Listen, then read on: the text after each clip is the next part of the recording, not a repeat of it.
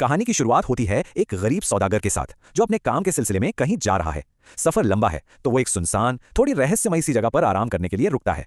वो एक बड़े से घने पेड़ के नीचे सुस्ताने लगता है, लेकिन जब उसकी आंख खुलती है तो वो देखता है कि उसका खच्चर वो तो वहां है ही नहीं। वो आसपास की झील की तरफ चला गया था। और बस ये छोटी सी बात एक ऐसे सिलसिले की शुरुआत कर देती है जो उस सौदागर की जिंदगी को हमेशा के लिए बदलने वाला था।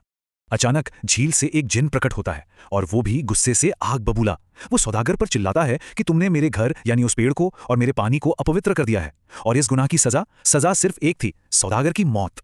सौदागर बेचारा गिड़गिड़ाता है, अपने बीवी बच्चों का वास्ता देता है, तो जिन उसे जिंदगी बख्शने के लिए तैयार तो हो जाता है, लेकिन वो उसके सामने दो ऐसी शर्तें रखता है जिन्हें पूरा करना किसी के बस की बात नहीं थी। तो जिन ने दो काम दिए। पहला, एक ऐसी नदी से पानी लाना जिससे आज तक किसी इंसान ने छुआ तक ना हो, और दूसरा, एक ऐसी जगह से मिट्टी लाना जिसके 1000 गज के दायरे में कभी कोई इंसान आया ही ना हो। अब देखिए, ये सिर्फ मुश्किल काम नहीं थे, ये तो एक जाल था, एक ऐसा जाल जिसे बनाया ही इसलिए गया था कि सौदागर उसमें बुरी तरह फंस जाए। और सुनिए, दूसरी शर्त में एक और जानलेवा पेच था। उस मिट्टी को जिनकी गुफा में रखने के लिए वहां लगे 3 खंभों में से एक को घुमाना था, लेकिन उन 3 में से 2 खंभों पर जानलेवा जहर लगा था। एक गलत हरकत और खेल खत्म। सौदागर तो बेचारा पूरी तरह नाउम्मीद होकर बैठ जाता है। तभी वहां से एक मुसाफिर गुजरता है। वो सौदागर की कहानी सुनता है और फैसला करता है कि वो जिन की इस चुनौती का सामना खुद करेगा। वो मुसाफिर दिनों तक भटकता है, बड़े बड़े ज्ञानियों से, विद्वानों से पूछता है, लेकिन कोई हल नहीं निकलता। हार कर जब वो एक नदी किनारे बैठा था तो उसकी मुलाकात एक पहुंचे हुए फकीर से होती है, और बस यही वो पल था जब सब कुछ बदलने वाला था। वो फकीर उसे सच्चाई बताता है। वो कहता है कि जिन की ये शर्तें एक धोखा हैं, क्योंकि दुनिया में ऐसी कोई जगह है ही नहीं। और फिर वो फकीर उस मुसाफिर को एक बहुत ही चतुर तरकीब बताता है। अब फकीर से मिली उस अक्लमंदी के साथ मुसाफिर जिन्ना के पास लौटता है। उसके हाथ में कोई जादुई पानी या मिट्टी नहीं थी, बल्कि सादा पानी और मामूली मिट्टी थी। लेकिन हाँ, उसके दिमाग में जिन्ना को मार देने का एक पक्का प्लान था। लेकिन वो 3 खंभों वाली पहेली तो अभी भी अपनी जगह थी, जिनमें से 2 जानलेवा थे। तो दरवाजा कैसे खोला जाए? अब यहाँ मुसाफिर अंदाजा नहीं लगाता, बल्कि वो एक ऐसा जाल बिछाता है जिसमें फंसने वाला खुद जिन ही होता है।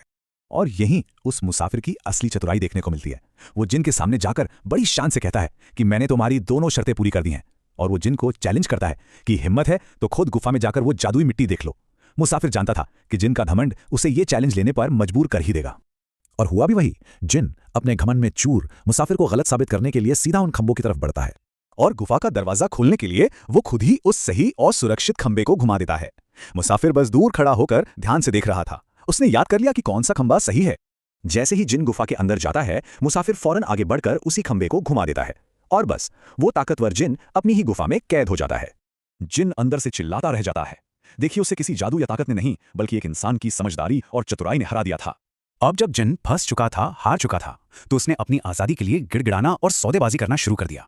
मुसाफिर उसे आजाद करने के लिए एक शर्त रखता है। वो जिन से खुदा की कसम खिलवाता है कि वो आज के बाद कभी किसी इंसान को परेशान नहीं करेगा, और ना ही उस झील का पानी पीने से रोकेगा। जिन अपना वादा निभाता है। आजाद होने के बाद वो मुसाफिर और सौदागर को अपने खजाने पर ले जाता है और उनकी इस हिम्मत और अक्लमंदी का इनाम देता है। इतना सोना, चांदी और जवाहरात कि वो जितना उठा सकते थे उठा लें। तो आखिर में ये कहानी हमें एक बहुत बड़ी बात याद दिलाती है कि सबसे बड़ी ताकत हमेशा जोर जबरदस्ती में नहीं होती। ये हमें एक सवाल के साथ छोड़ जाती है कि क्या वाकई समझदारी हमेशा ताकत पर भारी पड़ती है? इस कहानी में हमारे साथ रहने के लिए आपका शुक्रिया।